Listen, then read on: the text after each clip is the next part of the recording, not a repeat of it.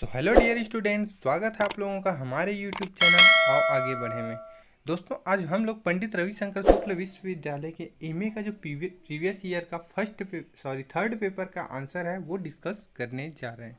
दोस्तों, हमारे एक और यूट्यूब चैनल है Rajesh sir English is easy, है ना।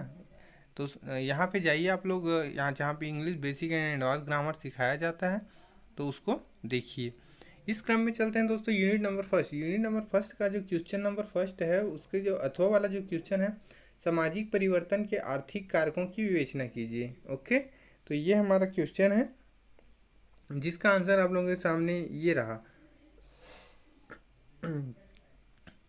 सामाजिक परिवर्तन के आर्थिक कारक। ओके, तो इकोनॉमिक फैक्टर ऑफ सामाजिक परिवर्तन ये आप लोगों के सामने रहा, उसको आप लोग नोट डाउन करते जाइए।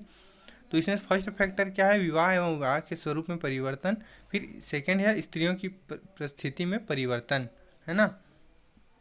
फिर नेक्स्ट है आप लोगों के लिए जाति व वर्ग व्यवस्था में परिवर्तन, है ना।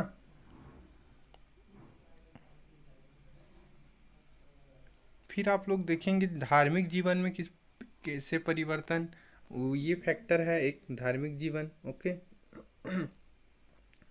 फिर नेक्स्ट स्लाइड में चलते हैं, जीवन स्तर में परिवर्तन से होता है। फिर अगला देखते हैं राजनीतिक जीवन में परिवर्तन। ये इन कारणों से सामाजिक क्या बोलते हैं, सामाजिक में परिवर्तन होते रहता है। ओके, फिर विघटनात्मक परिवर्तन होता है। ओके, तो ये आप लोग आंसर इसका नोट डाउन करिए।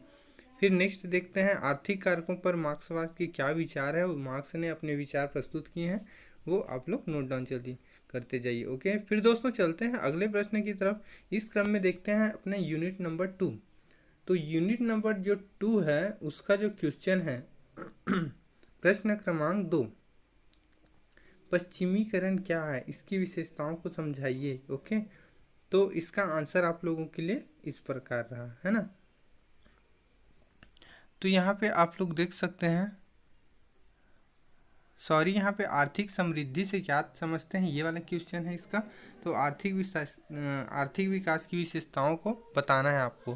तो इसमें देख सकते हैं आर्थिक विकास की विशेषताएं में एक सतत प्रक्रिया है। ओके, जिससे आय में वृद्धि होती है। ओके, फिर नेक्स्ट देखते हैं यह दीर्घकालिक वृद्धि भी होती है। ओके, तो ये इसकी विशेषताएं हैं, यह एक सतत प्रक्रिया है, आय में वृद्धि होती है और दीर्घकालिक परिवर्तन है। ओके, फिर क्या है नेक्स्ट पॉइंट, रहन सहन के स्तर तथा सामान्य कल्याण में वृद्धि होती है ना। फिर देखते हैं आर्थिक विकास की अवस्थाएं।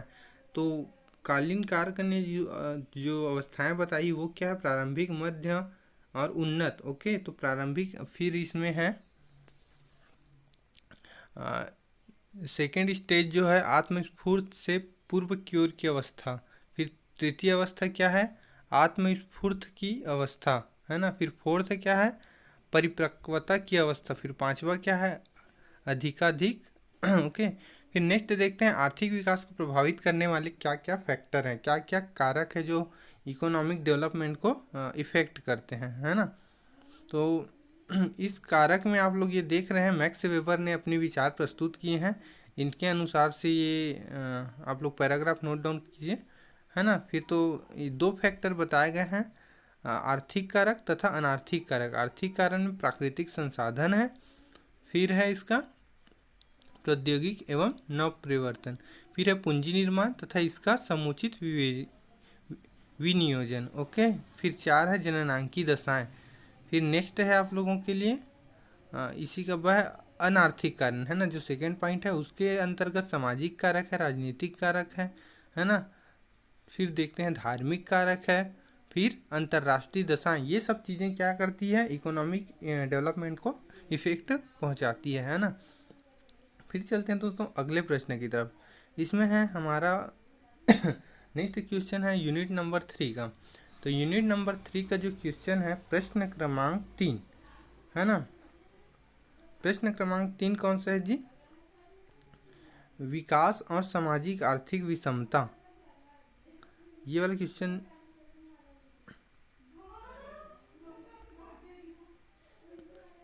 तो मिश्रित, है ना। तो ये क्वेश्चन है आप लोगों के। तो पूंजीवादी अर्थव्यवस्था क्या होता है, इसमें आप लोगों को दिखाया गया है सॉरी, क्वेश्चन नंबर है 3 का, पूंजीवाद के गुण एवं दोषों की विवेचना की, ये इनका क्वेश्चन है। तो जिसका आंसर आप लोगों के सामने आ रहा है, पूंजीवादी अर्थव्यवस्था के लक्षण या विशेषताएं। तो ये आप लोगों को उसकी विशेषताएं नज़र आ रही हैं कि किस प्रकार से पूंजीवादी अर्थव्यवस्था की वृहद स्तरीकरण होता है, आर्थिक असमानता होती है ना, व्यक्तिगत लाभ की भावना अत्यधिक होती है। फिर पूंजीवादी अर्थव्यवस्था के लाभ देखेंगे, मितव्ययी अर्थव्यवस्था होता है, वाणिज्य का विस्तार होता है इसमें, और वस्तु मूल्य के नियंत्रण में सहायक होता है, स्वस्थ प्रतिस्पर्धा का विकास होता है जो कि बाजार के लिए बहुत ही आवश्यक तत्व है। पूंजीवादी अर्थव्यवस्था के दोष में देखेंगे तो वर्ग संघर्ष में वृद्धि हो जाती है ना। तो जो इसमें उच्च वर्ग और ज़्यादा अमीर होते जाता है और निम्न वर्ग और अत्यधिक गरीब होते जाता है, ये इसका प्रमुख दोष है। ओके, फिर चलते हैं दोस्तों अगले प्रश्न यूनिट नंबर 4 की तरफ। तो यूनिट नंबर 4 में हम लोग देखेंगे प्रश्न क्रमांक 4, इसमें 2 प्रश्न है, विकास और सामाजिक आर्थिक विषमता के मध्य अंतर संबंध की विवेचना है। और नेक्स्ट अथवा वाला क्वेश्चन है, संस्कृति को एक उपकरण विकास के रूप में बाधा के रूप में समझाइए। तो इसमें हम लोग तो सामाजिक आर्थिक विषमता के मध्य अंतर संबंध को हम लोग डिफाइन करने जा रहे हैं। इसमें सामाजिक आर्थिक विषमता की ये उसकी परिभाषाएं हैं, है ना, भूमिका के रूप में इसको आप लोग नोट डाउन कर सकते हैं कि एक्चुअल में होता क्या है सामाजिक आर्थिक विषमताएं, है ना। ये आप लोगों के सामने स्लाइड में शो हो रहा है। फिर चलते हैं हम लोग नेक्स्ट स्लाइड की तरफ। यहाँ पर आप लोग देखेंगे प्राकृतिक या भौतिक असमानता किस प्रकार से होती है, फिर नैतिक असमानता ये किस प्रकार से होती है। फिर देखते हैं ये नैतिक असमानता के अंतर्गत इतने पॉइंट आ गए हैं, ये आप लोग नोट डाउन करते जाइए। फिर चलते हैं दोस्तों अगले प्रश्न की तरफ है, जिसमें है यूनिट नंबर 5। तो दोस्तों यूनिट नंबर 5 में आप लोग देखेंगे प्रश्न क्रमांक 5।